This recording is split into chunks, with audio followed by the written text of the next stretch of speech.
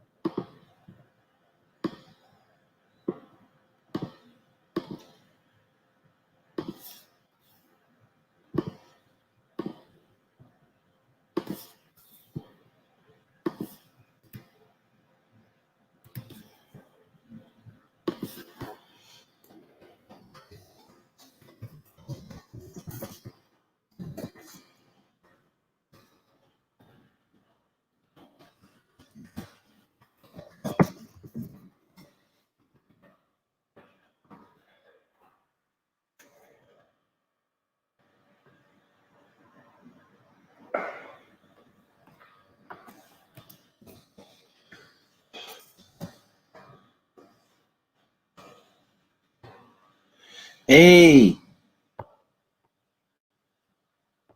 how's it going? Whoops, that didn't work. Give me 1 second.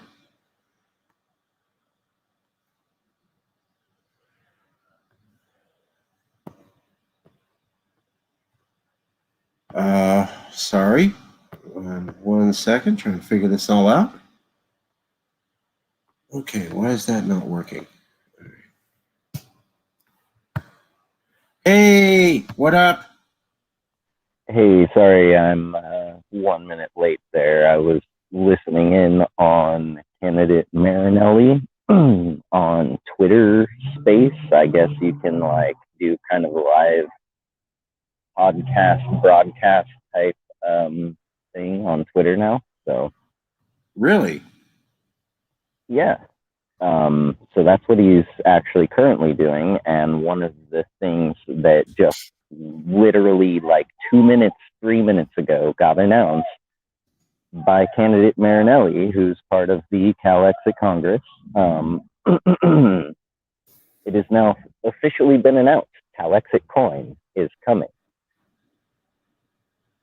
Follow the hashtag of Cal Exit to the moon.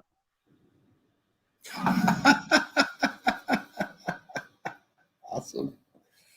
We are live, by the way. I accidentally started the live feature before we got going. I apologize. I know that normally we wait to figure out how we're going to start before we launch. I pressed a button I shouldn't have pressed. Hey, it's all good. We are all human. This is the resolutions meeting with Robert Stark and Jason Wright. We have done a lot on independence movements for solidarity speeches. Texas is done, Scotland, Catalonia, the Cape Party, and Artsakh. Next up will be Puerto Rico, New Caledonia, Alaska, English Cameroon, Hong Kong, and Papua New Guinea. And we're going to pass on Flanders.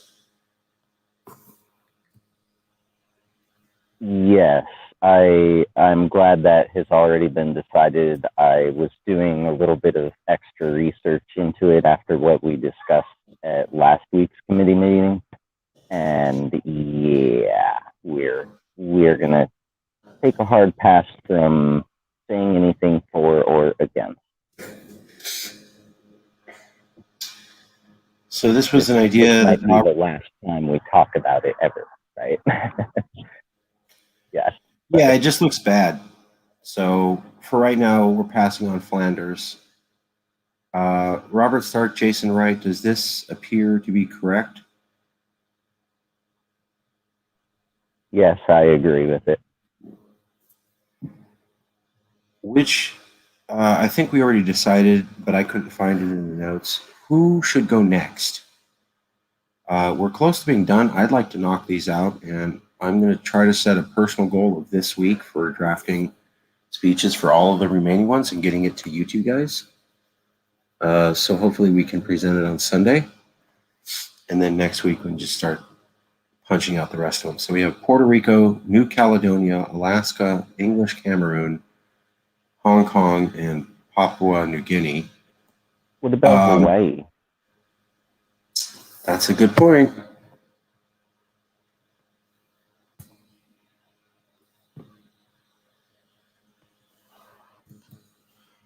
I'm also going to put T grade. Yeah, and things are not improved at all since what we went over last week.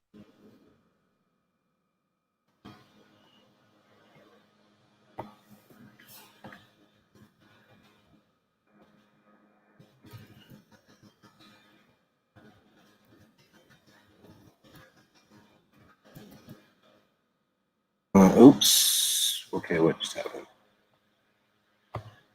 Give me 1 second. Sorry, I don't have the mouse, so it's a little temperamental today. Okay.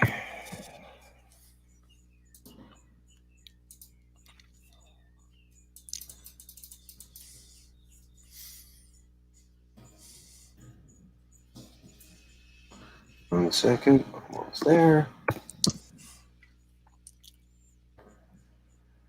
Okay, that should be better. Puerto Rico, New Caledonia, Alaska, English Cameroon, Hong Kong, Papua New Guinea, Tigray, Hawaii is up next. Also on our list of ones we've done, don't forget Movimiento de Independencia de Baja El Sur, Oh yeah.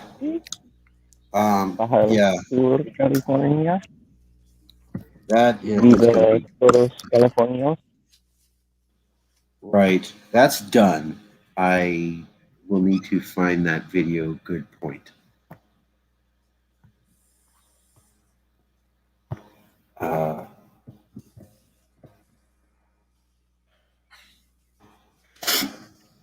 Uh, let me see if I can find that. That Baja is done, so that's another one that's done. The question for you guys is who goes next? What 2 or 3 places do you want to go uh, next and have be the follow up resolution? I guess Puerto Rico. Okay. Well, and so Puerto Rico is an Nice. interesting one because it's pretty clear through all the different numbers I've been looking at. They do have an independence party that had enough backing and voter support. I mean, they don't actually get to vote in American elections, right? They have one congressional representative who is a non-voting member, just like the Lakota Nation, right? Their internal thing, however, their independence party was much, much bigger of a thing than it is now. And it lost steam more and more and more. And the movement from within Puerto Rico to make it a state, and from my analysis, it seems mainly because as an independent nation, if they go independent right now after being bled dry and left to die for so many generations, they would have a really hard time, I think. If, however, they were an actual state of the United States of America, their representative would get to vote. They would get a senator or two, right? They would have access to more benefits, freedom to travel, right? All sorts of things that they don't have and wouldn't get at all if they went independent. And were they more prosperous and had not been hardcore run down, then it would probably be a different story. So I think ultimately we could offer our star because that's one of the big arguments from America and most Americans that I've talked to about Puerto Rico. It's the star on the flag and having to change the good old stars and stripes, right? Of course, a lot of those people think that that's the one that Betsy Ross made. Which, no. 13 colonies, 13 states, 13 stars. Right. Yeah. So,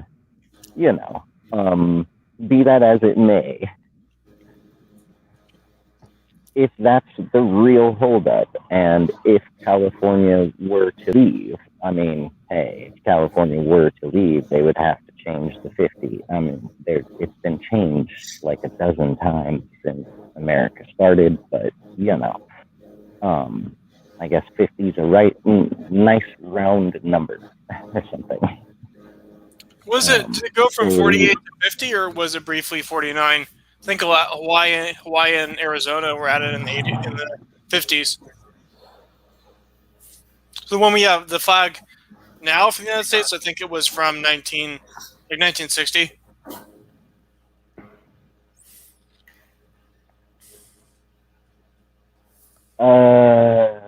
Yeah, my flag history is not entirely impeccable. Sounds about right. And you said Hawaii, but so what's the deal with Florida? Because some people, I think some people were kind of promoting it on Twitter as a meme, but I don't think there's any serious independence movement in Florida that I'm aware of. So, Yeah, I mean, unless it's some people on some of those little islands that Florida, some of the keys that Florida lays claim to.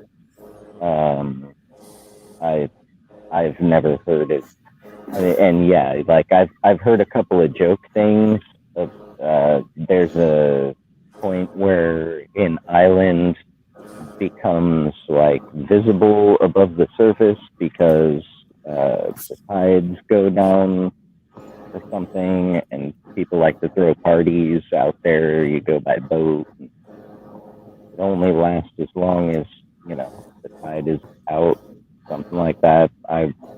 I've never been there. I'm not entirely sure, but I had heard something about it because some people joked around about trying to declare its own independent country.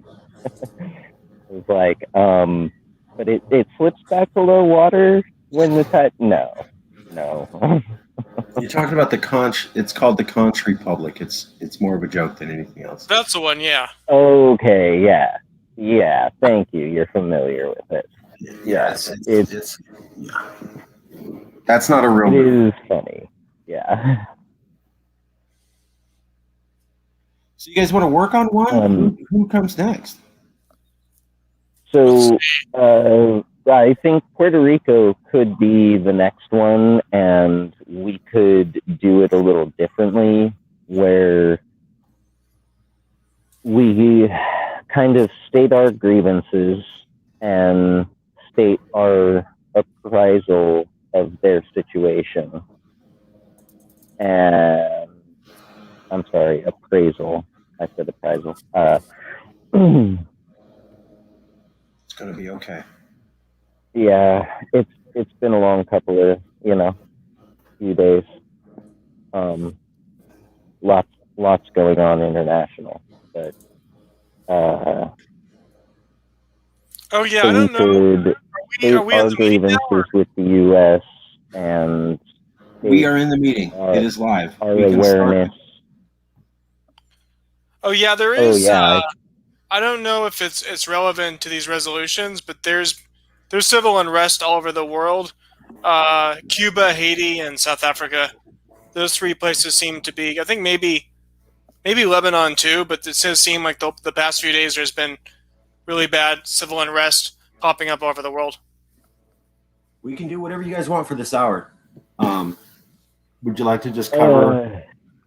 Yeah, I mean, if we want to move to international issues or international outreach, we totally could. I mean, the way things have gone lately, I think it kind of calls for a little bit of special session type work anyway.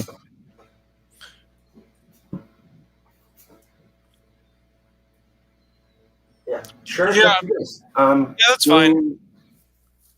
So I guess someone should start with covering international issues they're aware of.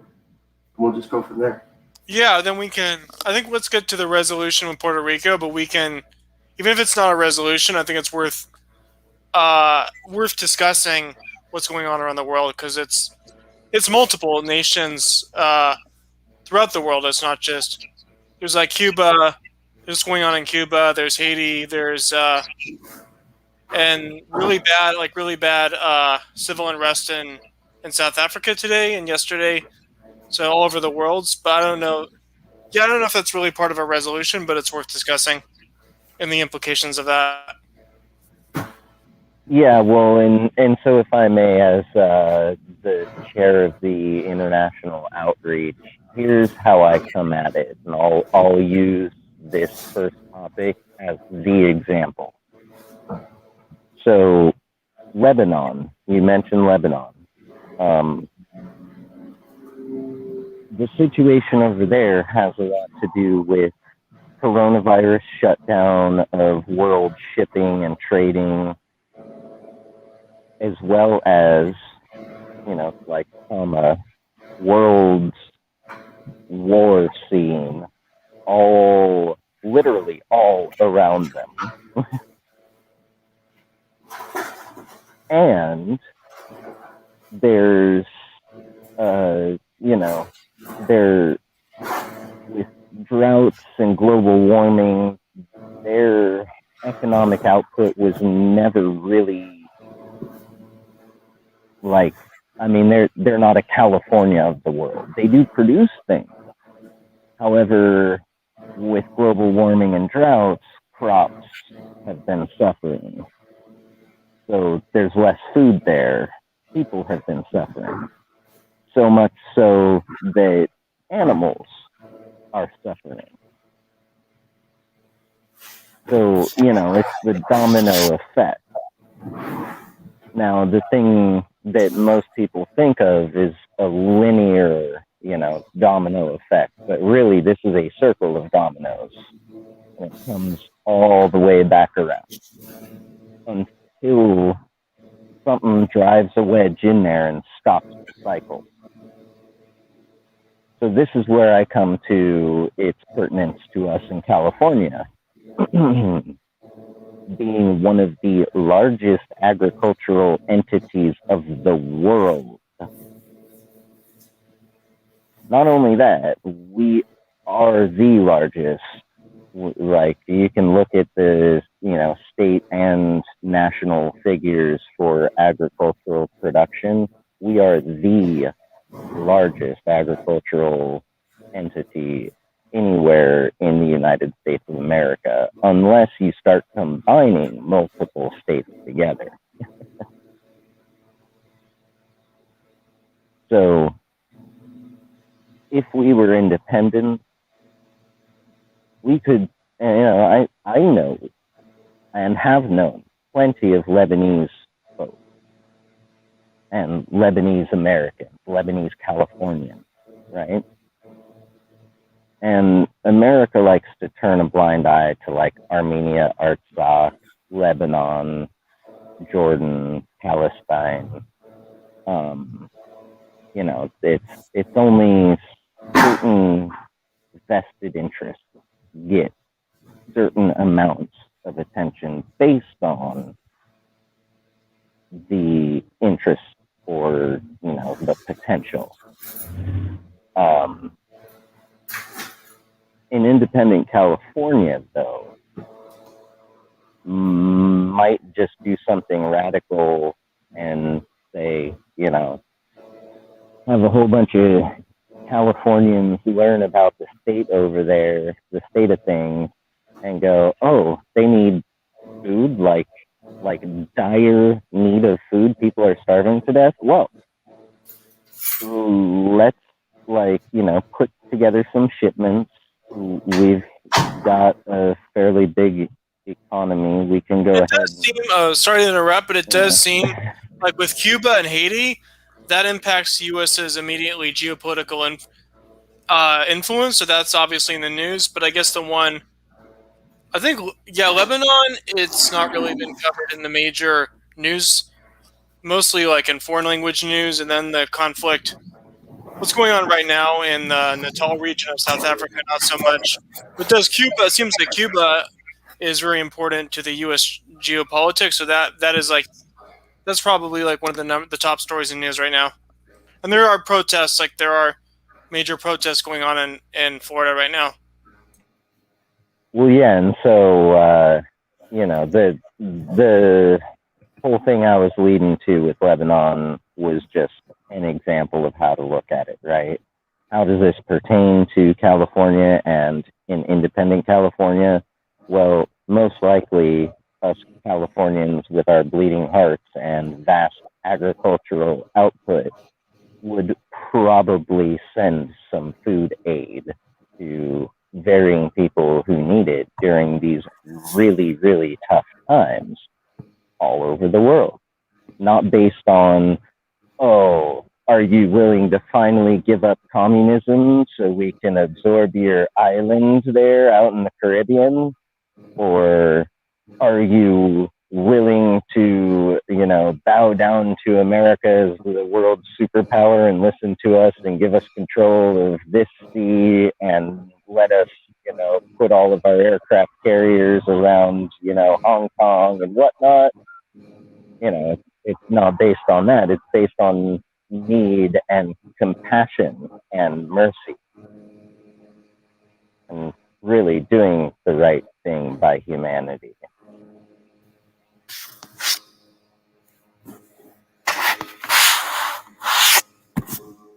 But yeah, Haiti's president was assassinated. Turns out a couple of those folks are American citizens.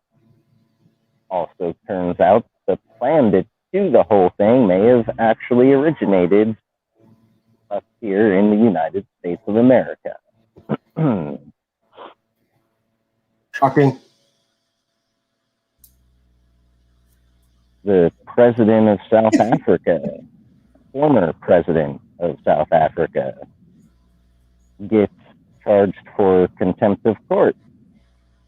And, a lot of American politicians were like, oh no, this sets a dangerous precedent throughout the world that, like, someone who used to be the leader of your nation could actually be held in contempt of court and, like, charged for crimes and stuff. What? I'm sure a lot of politicians around the world started sweating. Oh, yeah.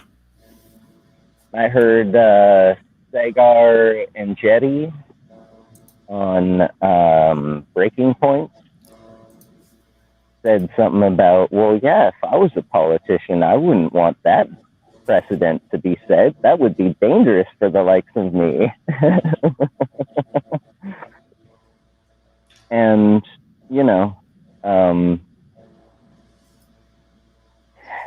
their legal system is what it is. I don't know enough. I'm not in South Africa. I'm not an investigator. I'm not a judge in South Africa, right? So I'm not going to say, whether he should or should not have been locked up, right? I do believe that anyone at any level, from civilian citizen all the way up to whatever the highest authority, if there really is some, like, emperor of the world someday, I don't care.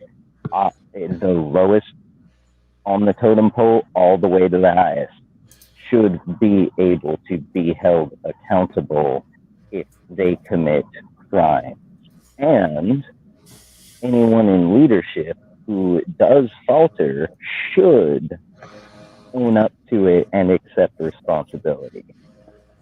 Otherwise, it does things like cause all sorts of unrest and tears people apart, drives wedges through not just nations and territories and communities, but even families.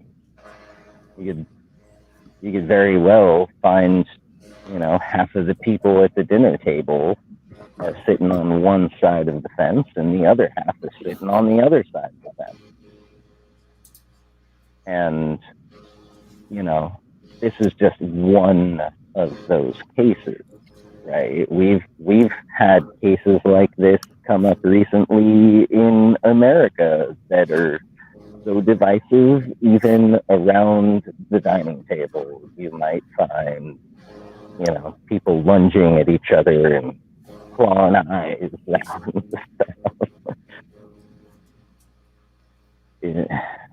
Sorry, I'm not trying to laugh at that.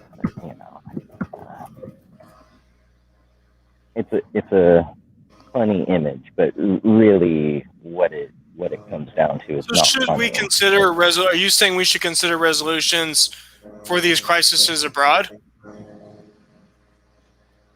Taking into account that it feels like the whole world is in crisis. Well, I don't think we need to maybe have a resolution, maybe a statement. Like a resolution is like, it's slightly different. It's a little more internal. Statement is a little more for the broadcast. And Just kind of to acknowledging make the crisis, clear but not yeah. endorsing like a strong stance. Yeah, well, and so that's one of the things, like, with Haiti, and this is some of the stuff that's been keeping me up through the last couple of days as I've been monitoring it all. In Haiti, whether the guy was overstaying in his seat or not, whether someone is a dictator or not, the leader of a country being assassinated only ever leads to discord and chaos and civil unrest, possibly even civil war, right? It's just a massively bad thing.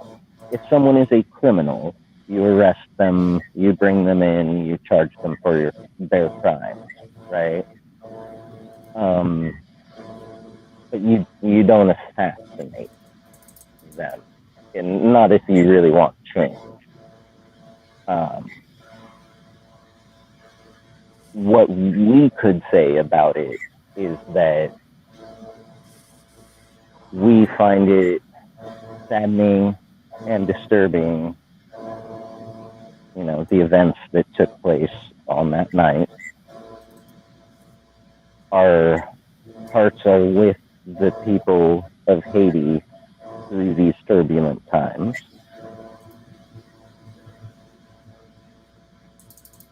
And I think we might have to leave it at that. Yeah, or like for each specific country, or one or a broader umbrella for all of them. Oh no, every situation dictates itself. Can't have an umbrella thing for it. Yeah, I'm okay with that. So Cuba, Haiti, South Africa are the three big main ones. Venezuela, but that's a continuation of a longer crisis. Then Lebanon is one. Yeah, Lebanon's another one. Yeah, and now South Africa's an interesting situation because Marcus and I were talking. I believe that was just last night, the night before. Right after we got off the phone, I'm seeing stuff popping up all over from all of the different things that I monitor for my world news, saying something about how the South African government had just mobilized the military to quell the unrest. Like, oh great, there go the hopes for maybe things won't over escalate and as hot as it is now is as hot as it'll get. Nope. They just decided to, give it that shove off the cliff.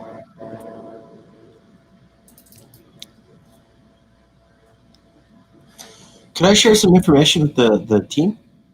Sure. Okay. Totally.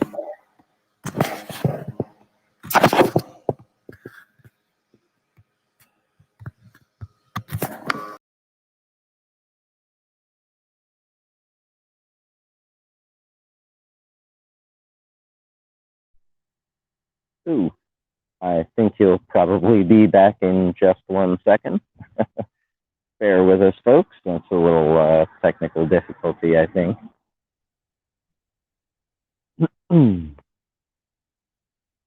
Yeah, so it's an interesting situation in South Africa. Oh, there he is. Sorry about that. I saw something on Twitter that said there's dangers of famine because the potential food shortages and the oil shipment and oil production's been put on hold there. I'll need another minute. Okay. Pressed the wrong button and it wiped out all my links and kicked me out of the room. So that was very helpful. We're all human, brother. take as much time with it as you need, Marcus. I just had Marcus, everything up. Robert and I'll keep on This is really keeping the stupid. stream going. Yeah, so it is a thing that global warming affecting crops, what little crops there weren't covering enough as it was.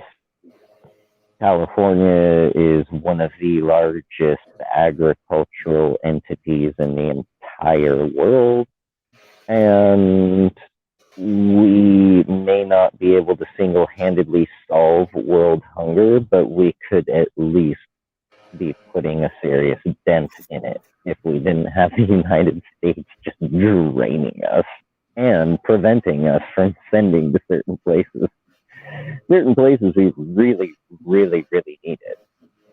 Like, the amount of famine in North Korea.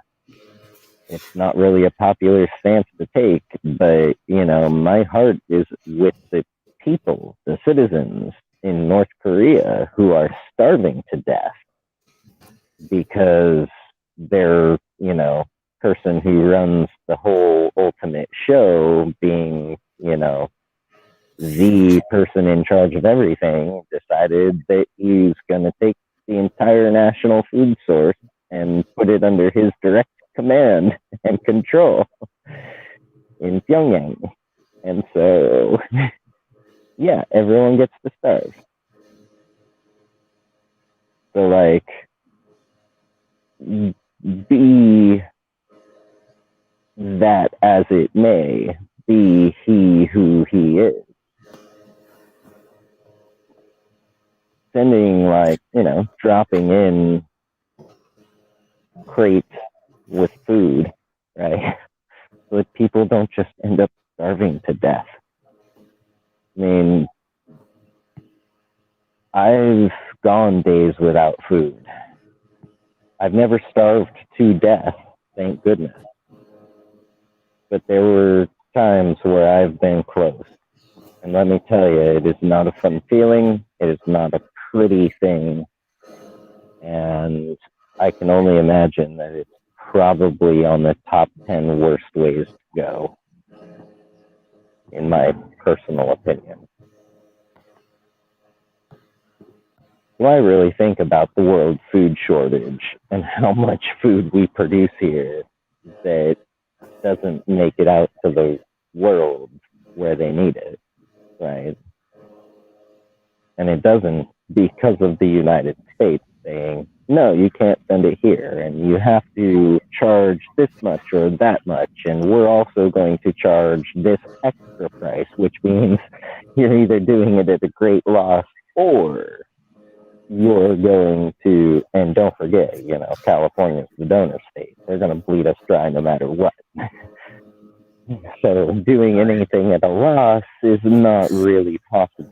We need to make as much as we can off of everything so that when they bleed us dry, hopefully they've got their fill before we're all dead.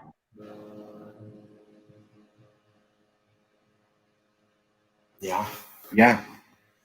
I got the information up. May like I? A vampire keeping us alive, like a... Oh. Yeah, totally. Go ahead. Yeah, just permission to show a few slides. Thank you very much. Yeah.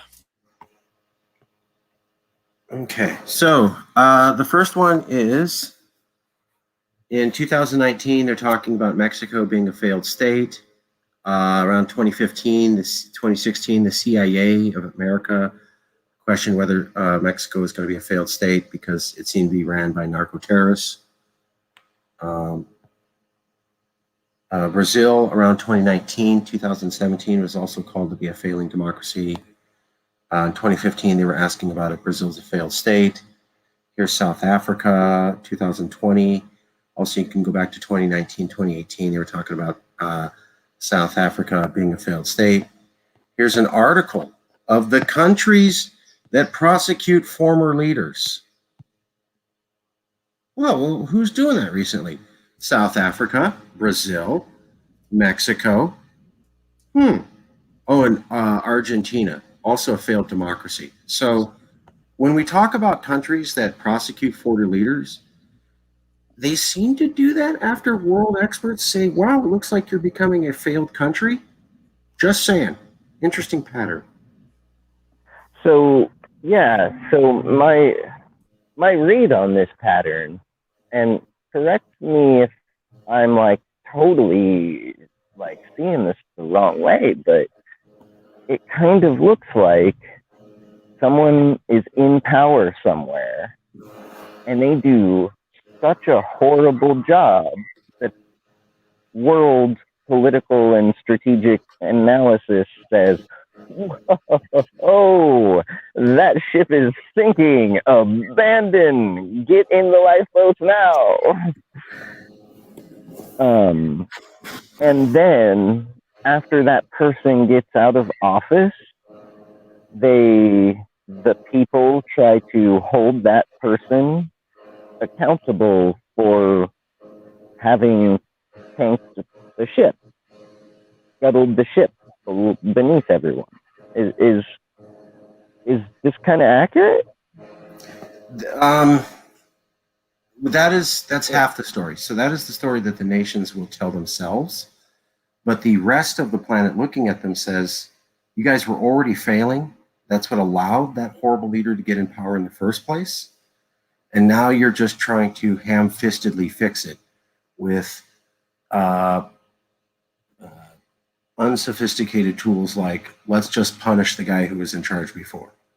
So they're saying, like blame the patsy, yes, pin the tail on the donkey, yes, and just pretend like it never happened, smile and wave. Sort of. The whole system's failing apart. And even with attempts to prosecute Trump, like I don't think Trump, at this point, Trump's not actually going to be prosecuted, whether you think he deserves to or not. I called that. But it does seem like I think it's being done like just as political circus and as a distraction, like the more recent impeachment trial, which and attempts to prosecute him, like that's purely, it's purely for show.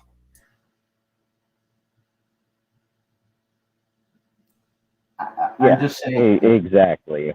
And Marcus and I have had conversations, hours-long conversations about this exact thing.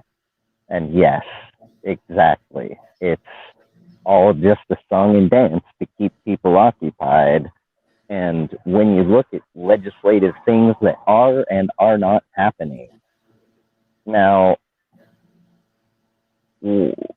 I believe it was the last thing that Donald J. Trump did while in office was an executive order, which created, for the first time ever since the founding of America, created a new branch of the federal executive part of the federal government.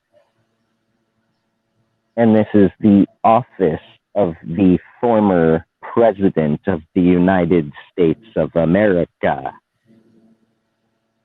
Now, why has no president ever done this before? Oh, because that's a huge, power pull and conflict of interest and can only lead to the destruction of civility and thereby, society. Yeah. Now, it was an executive order. Biden could have immediately, wait, he did what while I was about to get sworn in and we were over here? He did what? Oh, well, here's my executive order to undo that executive order. Boom, handle. In fact, bring me all of his executive, right? But no, he has not done any of that. What we've seen is, the number of children in cages at the border, seems fine to me. Limit cap on how many of them will actually eventually let through in any given year, yeah, whatever, seems good to me. all stuff, like that while he was vice president and, made even more harsh while Trump was president. And Biden comes along and is now the president and says, yeah, it looks good to me.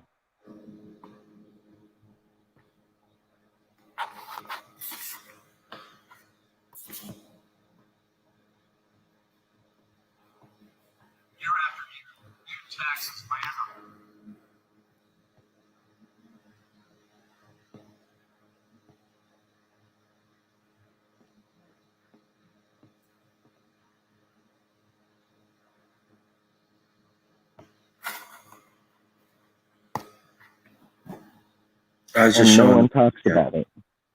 Yeah, it's interesting. Rather bizarre. You know how I know that I Trump didn't bring is not done? Because he is still part of the power. That's how I know he's not done. That's how I know. And I don't really trust anything he says. I do trust him that if he is alive at the next election, he will be running in it. And, he's got about half of the country's support. So, I mean, unless the other polarizing party is willing to finally stop being so hardcore on their staunch, only our elitist 0.01%, which, I mean, let's face it, they had 2 different elections they could have learned from, and then they're doing it again with the California recall. So the chances that they're not going to pull some shady maneuvers with another presidential election, I would say slim to none. So it's most likely going to be Trump, because they're going to put yet another very, very unpopular person up against him.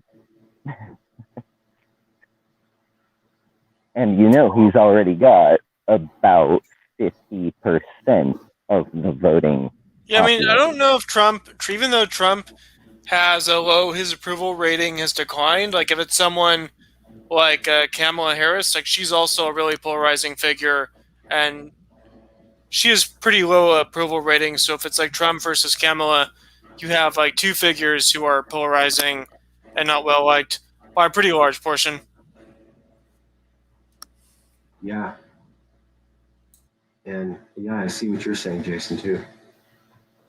We're down to the last 19 minutes, guys.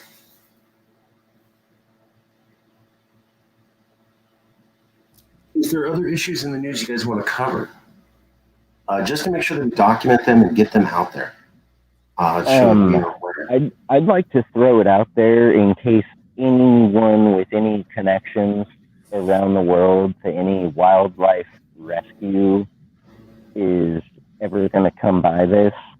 There are animals that are starving in Lebanon in zoos because there's not even enough food for people, let alone, for animals. So, like, if anyone, anywhere, and I've seen that actually one of the, like, national zoos or whatever is openly requesting anyone who can house any facility that can house these animals anywhere nearby, please come and get them, right? So we really, I mean, I can't do it. I know, Marcus, you can't do it. As individuals, we can't do it as well as, yes, California organization, we don't have the ability to do that. But we can put it out there in our messaging that, hey, if anyone's got the bleeding heart for the animals, I mean, I'm raising my hand right now. If you've got connections, or if you're really good at, hammering home on on people, organizations who do these sorts of things, right? I mean, I've sent in a few messages of my own. I know some people are super duper keyboard warriors and able to just like blow up an entire person's inbox until that person goes to their organization and says, hey, I think we need to do something about this. So, you know, whatever you do, legal, peaceful, always, but, you know, get the word out there that there are animals and people that are starving to death, and not just Lebanon, but very specifically the animals in Lebanon in the zoo are starving to death and have been. And so every day that goes by is kind of, you know, it's like a ticking time bomb, and it's really disheartening. Sorry, I don't want to end it there, though. I don't want to end it on a sad note. Well, we still have time. Any other news? Again, you got to be aware of things going on. Robert, do you have any interesting news? The World Court made an interesting decision about the South China Sea as far as the Philippines. What'd they say? The International Court has decided, no, this area clearly belongs to the Philippines. This is Philippines people's fishing grounds that's internationally recognized and has been as theirs. And so this 9-line thing that Chinese government has mapped out is pretty much all of the South China Sea is theirs.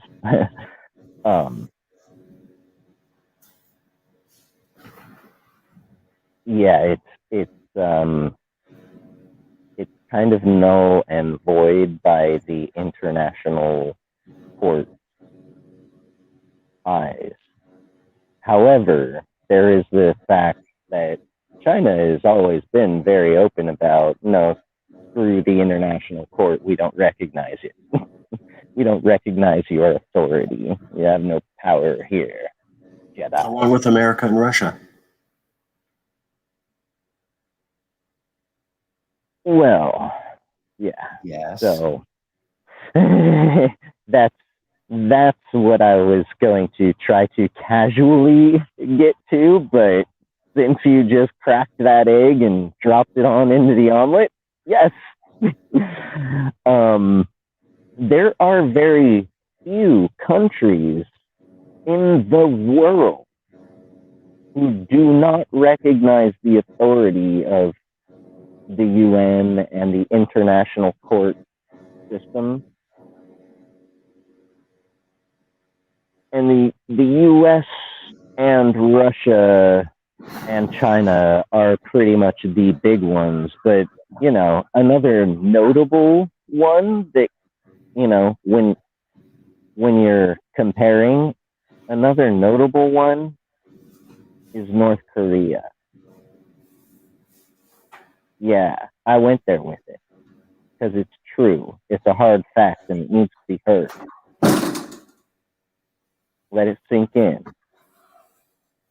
And so it's really Xi Jinping, Vladimir Putin, Kim Jong-un, and Joseph R. Biden's chance and opportunity to realize the error of their ways and turn around and say, you know what?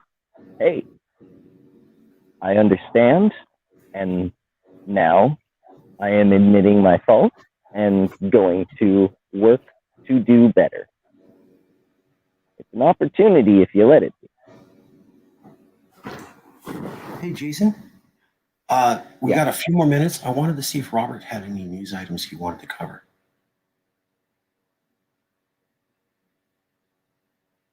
Robert, do you have any news items you'd like to cover in the few minutes left?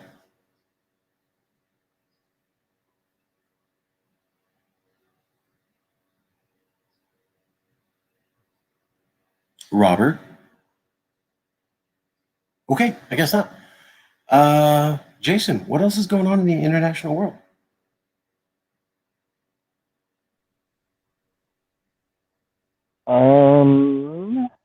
Well, as far as Israel Palestine, it seems as though, so if people weren't aware, Benjamin Netanyahu is now former leader of Israel.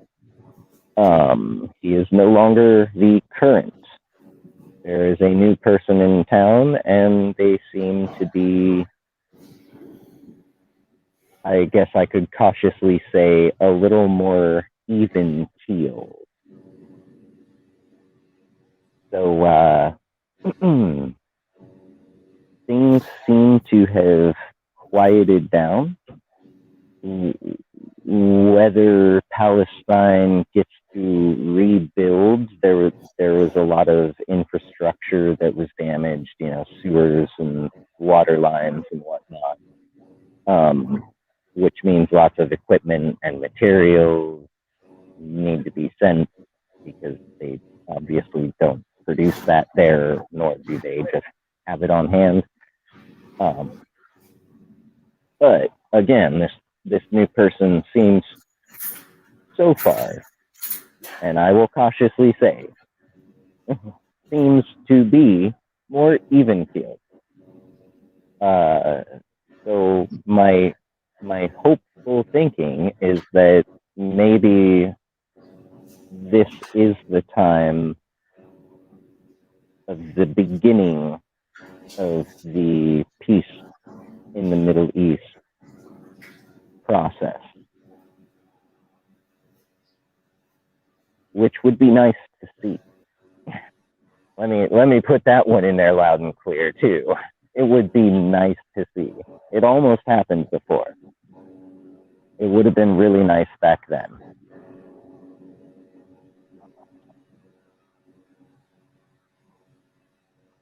So yeah, hopefully we can see Israel and Palestine come together to work on a solution together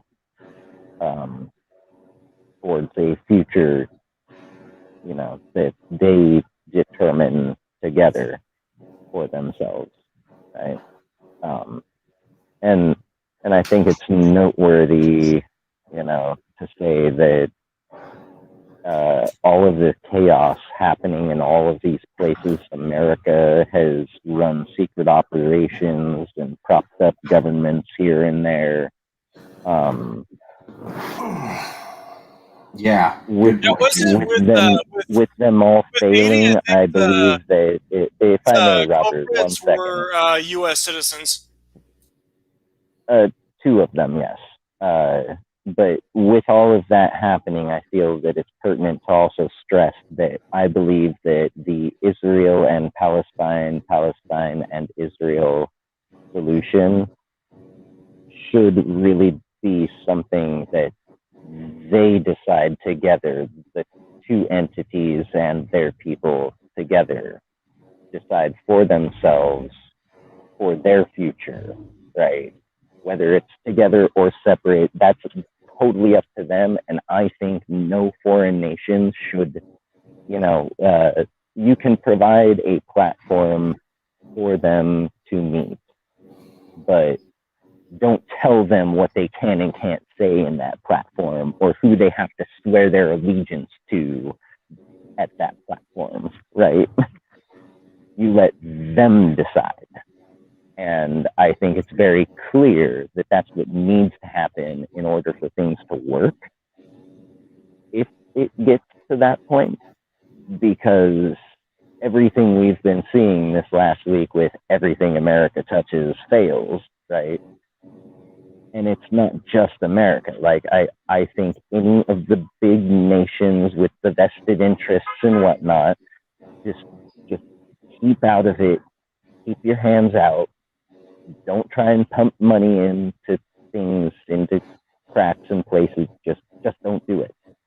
If it is ever going to actually work out, it must be something that the people decide on for themselves, and not be an side thing. And that's something that we all get behind with Calexa.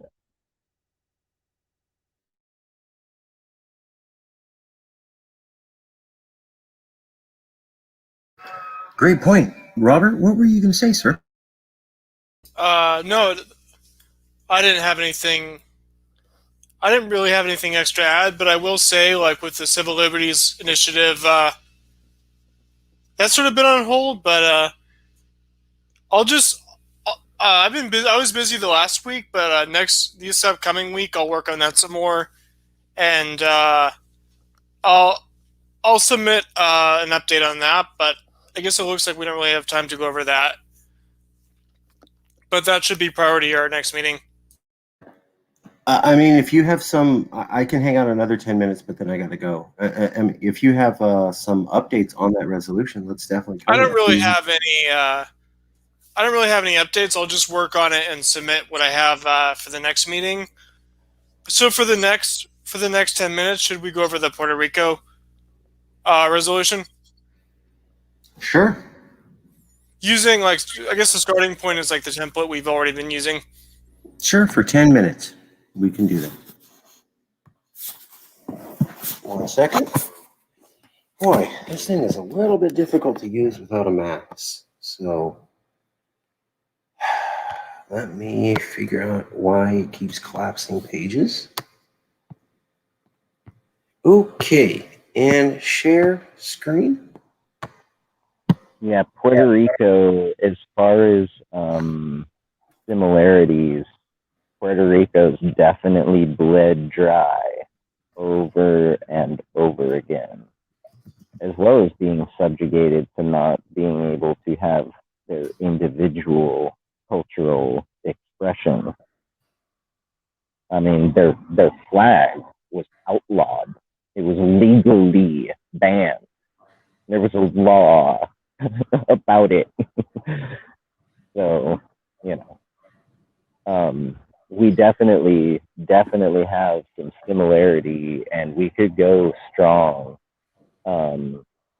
by stating that our similarities have, you know, these points. And we can then state, you know, how we see that it, you know, goes further in your case with things such as laws banning your flag from being, you know, waved, worn, or carried or flown. We can. Is there still a strong independence movement? Because I've heard that Puerto Rican independence has actually declined. Yeah, and that's the thing, is the independence movement has pretty much, like, it doesn't have enough backing to even qualify anymore. It used to be a kind of it was a fashionable or trendy cause among the left in America, but I think the Democratic Party and I mean the status quo, where they're not a nation, or they're officially part of the U.S. state, like they have a second class citizen status. So the Democratic Party, they'll make that legitimate point, but they just want the extra electoral votes. So that seems to be their motive, but it's not really. There was like a period, maybe in the 70s or 80s, where Puerto Rican independence had a pretty significant movement, but not so much anymore. It's been pretty decimated. All true. Yeah, well, and I think it's because for Puerto Ricans internally, it was not a fashionable thing. It was a source of, you know, identity and pride, you know, pride in their culture and who they are, right?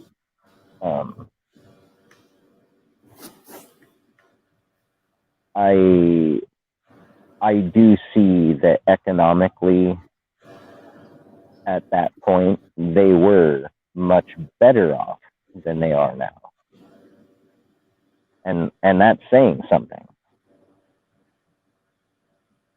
Because they were already kind of, you know, hardcore subjugated. and America took over, and yeah, it just kind of got worse and has never really got much better. I mean, little hints of better over the years here and there, but it's like, you know, 2 steps back and one tiny little nudge forward once in a while.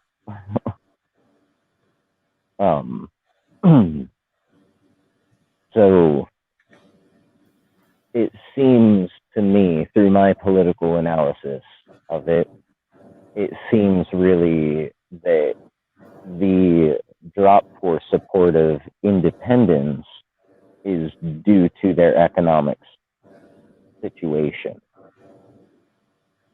The people seem to realize that they would be better off as they stand now under the direct guidance and thumb of the United States as a state rather than just as a territory, a holding.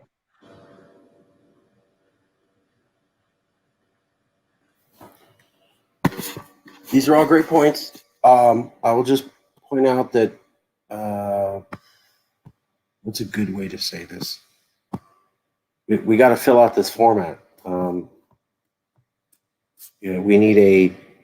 We respect something about them, how our movements are similar oppositions we face, and things that we will align with them on. So what do we have? Well, could I make a suggestion? If this one is going to be really tricky with Puerto Rico, then maybe we do Hawaii, because they do have an independence movement, and you wouldn't know from it here on the mainland. Have you tried contacting It's actually them? a pretty big thing over there. Yeah, we've had international conferences with CalExit representatives, and Hawaii and Texas and Alaska, and, you know, also there was Indonesia, Hong Kong. I mean, we've got contacts with folks. One of the things we don't do is stress kind of enough, in my opinion. We don't stress enough some of these contacts that we have. But yes, we do have a contact that we've made within the Hawaiian independence movement. And that actually was through Adam Kokesh, I believe. So a definite much love to you, Adam. Shout out there.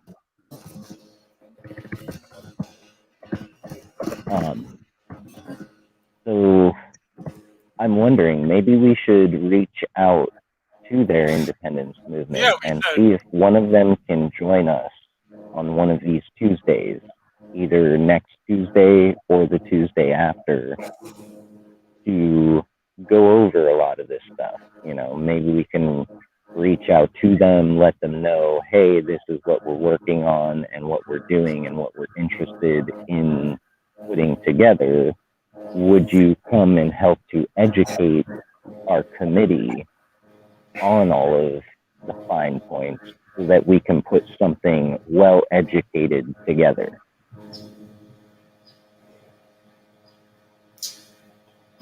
How does that sound to you guys? Yeah, I would support that. That sounds okay.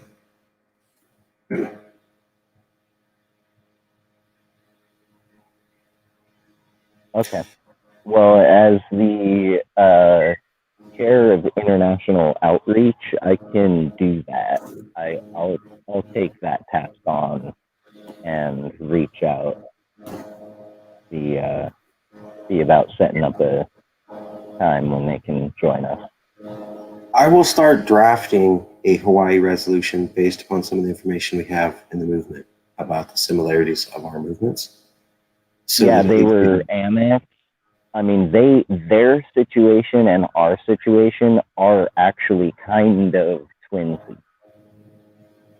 the native Hawaiian people were not primitive by any means. They had electricity in their royal palace. Yes, they had a royal family and a whole system of government. And they had electricity and a working telephone in their royal palace before the White House of the United States of America in Washington, D.C. And they were annexed by the United States.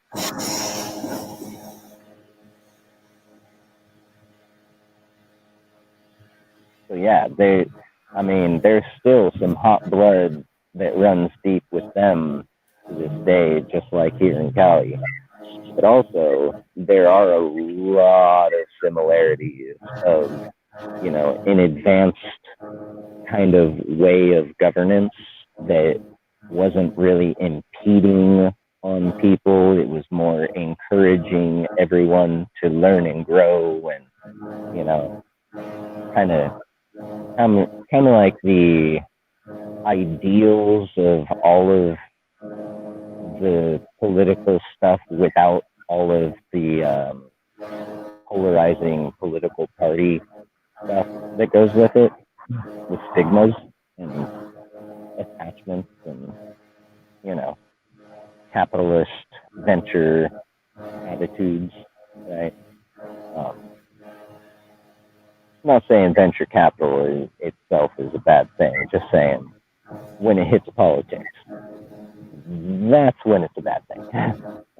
Yeah. Yeah, well said. Oh yeah, for sure. So yeah, go ahead and start drafting that up. I will start to send you some links and info as So I'd I say dig it up. next meeting we should focus on the civil liberties resolution and then also on the resolution for Hawaii.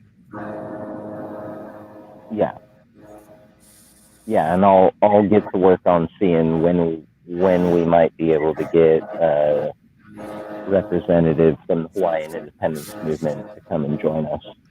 That'll be pretty awesome, actually. That'll be awesome. Yeah. It would be awesome. That's a brilliant idea. It would be freaking awesome. Straight up. All right. Well, if we're done for the evening, we didn't really have an opening, but I guess we should have a closing.